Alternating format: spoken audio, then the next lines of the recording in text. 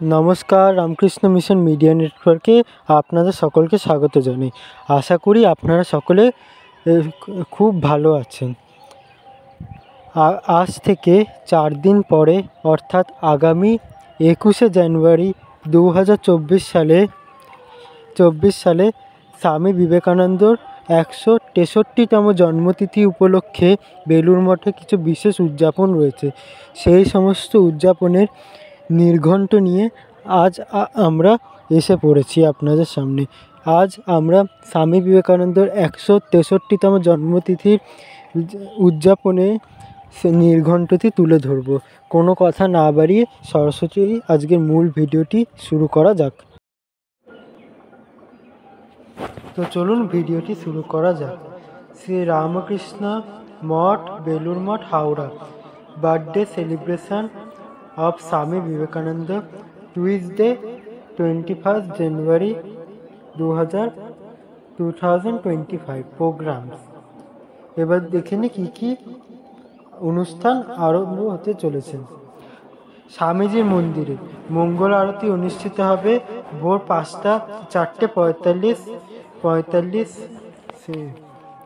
বৈদিক মন্ত্র পাঠ হবে ভোর 4:50। স্বামীজি বিশেষ পূজা আরম্ভ হবে সকাল 7টা থেকে এবং যজ্ঞ হোম হবে দুপুর 12টার সময়।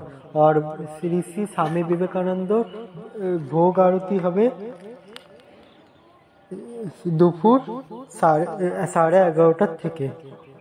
এবার স্বামীজির ঘরে কি অনুষ্ঠান হতে চলেছে। ক্লাসিক্যাল মিউজিক, সন্ন্যাসী ও ব্রহ্মচারীদের হবে ভোর 5টা থেকে সকাল 8টা পর্যন্ত।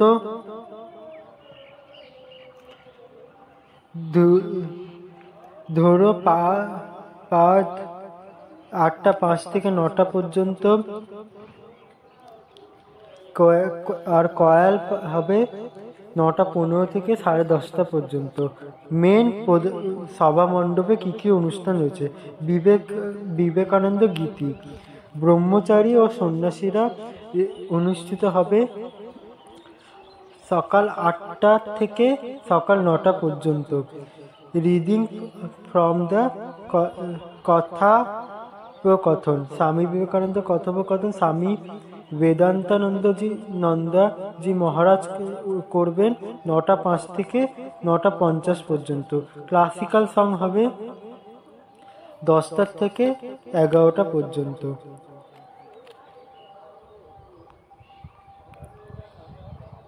যুগল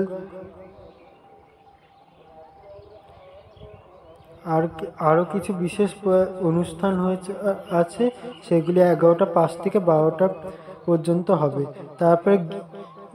তারপরে গীতি আলাখ্যা হবে 12:20 থেকে 1:20 পর্যন্ত।